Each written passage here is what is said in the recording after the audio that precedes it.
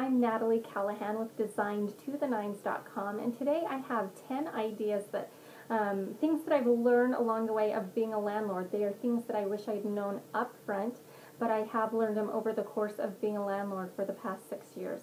A little bit of background on me: I've been involved in varying degrees with real estate over the past 12 years, and so I do have a background in real estate. We do own rental properties, and these are things that I've learned kind of by trial and error and from other people who have helped me along the way. So I'll just go ahead and get started on my number one tip, is to screen your tenants thoroughly. You're going to get a lot of people saying, I'm going to love your house as much as you loved it. I'm going to treat it as if it were my own. I'm going to be the best model tenant you've ever seen. And there's a lot of stories of people who are going to grab at your heartstrings. And really what it comes down to is running proper background checks, credit checks. We use rocketlease.com, and that's a third party that you can go ahead and have your tenants screened through. And really, the proof is in the pudding. We've fallen for the sob stories, or I'm going to love your house as if it were my own, and really been burned on the other end. So really do your background homework and do a credit check, do a background, call the references. It seems very obvious, but a lot of times you can get these stories that tug at your heartstrings. And I'm not saying to totally disregard that, because sometimes you can have a good gut feeling on somebody and that will pan out for you, but you really need to see on paper what this potential person looks like and treat it like a business. So you need to be really serious about that. Number two, wait for a better tenant. So there's been a few times over our renting past that we've rented at odd times of year because we've either moved or whatnot, but either way we've been stuck at renting it at an off season. And so our tenant selection is smaller than it would have normally been if we would have been renting it on a hot season, and I'll talk about that in a little bit. But nothing will make up for the fact if you hold out for a really good tenant. Don't take the tenant just because you have no better options, because a lot of times that will burn you in the end, and that has us. So you have to be really selective, and if that only tenant checks out on paper, great, go with it. But don't just take a tenant because they're your only option, because in the end it's cost us thousands and thousands of dollars because they just aren't a good tenant. So just take it from me and learn from my experience that waiting for the right tenant is better than filling it sooner. So number three, have a solid rental contract. And I'm going to attach mine on my website, the one that we use, but you really want to make sure that it customizes to meet your needs, so you can change it up and make it work for your needs. If you have an attorney, have them look at it. That's a really great option. Make sure that it is in line with your state's landlord-tenant laws, because they're going to vary from state to state, and so that's going to be different everywhere, and you want to make sure that your contract is in harmony with those laws, so you protect yourself that way. Okay, number four, don't base your rent off of your mortgage. Okay, so this is really important, because a lot of times people think to themselves, well, my mortgage is $1,200 a month, so that's what I want to rent it for.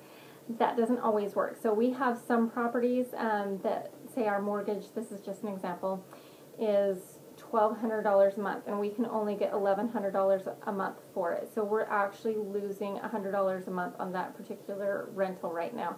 But selling it's not a good option, and there's just a whole lot of things that you want to consider. So also on the flip side, we might have a mortgage for $900 a month and be able to rent it for $1,400 a month. And so it can vary. You don't want to base your rent amount off of what your mortgage is, but you want to base it off of what the market says it is. And even if you are losing a little bit per month on what you're getting for rent versus your mortgage payment, it's still a really good investment in the long run.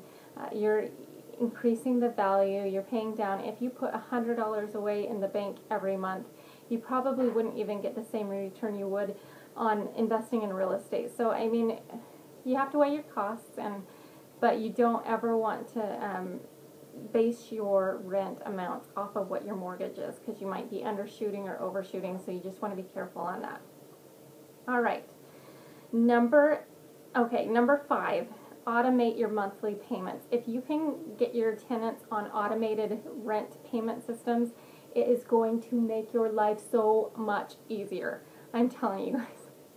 You're not guessing when the rent's going to show up. You're not going to, guessing if your tenant's going to withhold rent.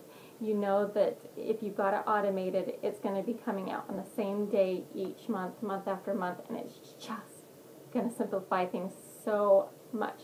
I personally use rentmatic.com and have had really good results with that, but I'm sure there's other options that you can look into, but that's the one that we use, and we have found it to be just a lifesaver. So that is something that I would highly recommend. I don't think you can technically require it of a tenant, but you can strongly encourage it. I think you'll have to look at your state laws just to see if there's any conflict on that. So, okay, number 6, try to rent during peak seasons. Okay, I mentioned this earlier. This is a really big one for multiple reasons. First of all, if you rent in peak seasons, you are going to have more competition, true, but you're also going to have a lot more people looking, and so you're going to have more people to select from. The demand's going to be higher, so you're going to get higher rent. And so there's multiple reasons why, and those seasons are, summer is the number one season, because people want to get in before school starts. A season you really, really want to avoid is from October to the end of December, early January. People are not looking to move during the holidays, so you're going to get less rent. You're going to have fewer options to choose from, and if you can avoid renting it during those seasons, you really want to try. You want to really try to meet those peak seasons.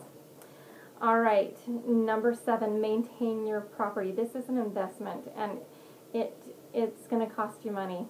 And unfortunately, there's going to be maintenance on the property, and you want to make sure that you do that. But you want to be wise about your I guess the way you go about fixing it. So one thing I would recommend is getting a home warranty.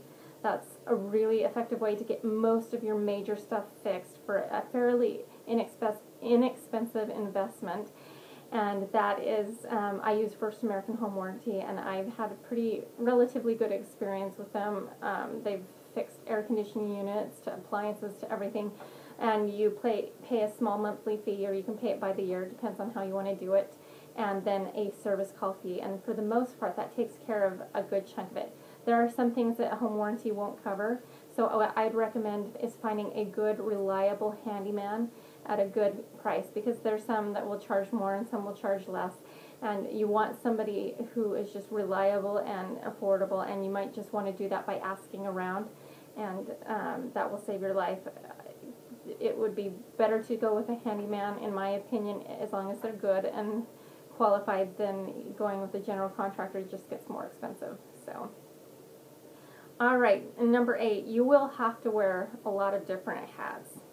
You are going to play realtor, you're going to play negotiator, you're going to go play a debt collector, you're going to even at times have to play a therapist, because, people get really stressed out when it comes to their home. So you're going to have to wear lots of different hats, and you're going to have to handle some high pressure situations, and so there's going to be some degree of stress involved when you're self-managing your rental properties. So just be prepared for that. It's not a 9-to-5 job. We've gotten calls in the middle of the night before pipes burst and the fire department's called out. We've gotten those middle of the night calls, and so you just need to kind of prepare that this is not just a 9-to-5, and this is a long-term investment. This is your future. This is your retirement, and so you kind of have to think about it in a little bit different light. So, okay, number 9 is approach all communication as if you could potentially one day be in a lawsuit.